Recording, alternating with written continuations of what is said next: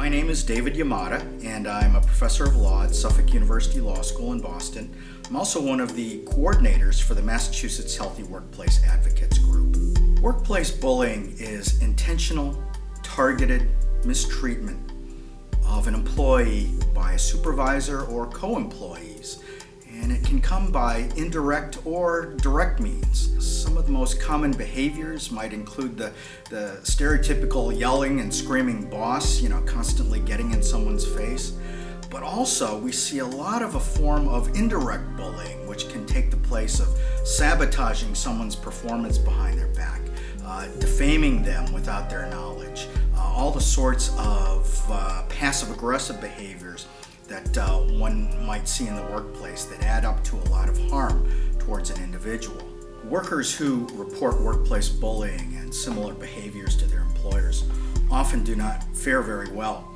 In 2007, the Workplace Bullying Institute, in conjunction with Zogby International Pollsters, did a comprehensive survey of workplace bullying in the United States. Among the findings were that when individuals report bullying type behaviors to their employers, in roughly 62% of those instances, the employers either make the situation worse or they ignore the complaint altogether. So that's one of the reasons why we're so concerned about this behavior. It just hasn't registered fully on the radar screens of American employers. There are a growing number of studies attempting to assess how prevalent workplace bullying is in the American workforce.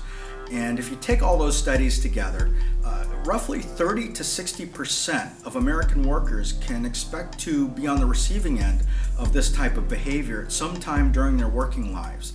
So it's a pretty common form of mistreatment in the workforce. We estimate roughly 4 times more prevalent than, say, sexual harassment as a form of employee abuse. Targets of severe workplace bullying can suffer significantly. Clinical depression is one of the most common consequences of this form of mistreatment. We even see individuals showing symptoms very consistent with post-traumatic stress disorder. In thankfully rare cases, there have been instances of people who have taken their own lives because of this form of mistreatment at work. In addition, there are also collateral effects. Not only does workplace bullying have a sometimes devastating effect on somebody's livelihood and career, but also they take this form of mistreatment home with them.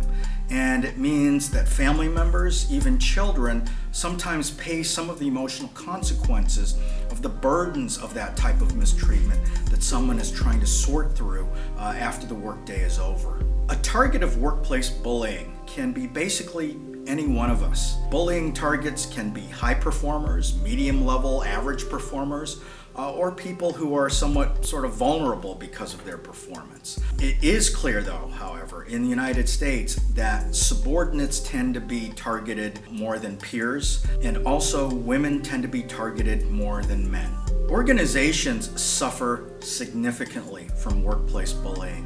And that's one of the unfortunate things that many of these employers don't understand. A workplace that is rife with workplace bullying can suffer increased attrition, reduced productivity, reduced employee loyalty. It's a phenomenon that really cuts into the organizational culture and affects not only those who are being targeted, but coworkers who are observers to this behavior and who are talking amongst it themselves. So workplace bullying is the ultimate sort of lose-lose form of mistreatment. The targets suffer greatly and the organization suffers greatly as well.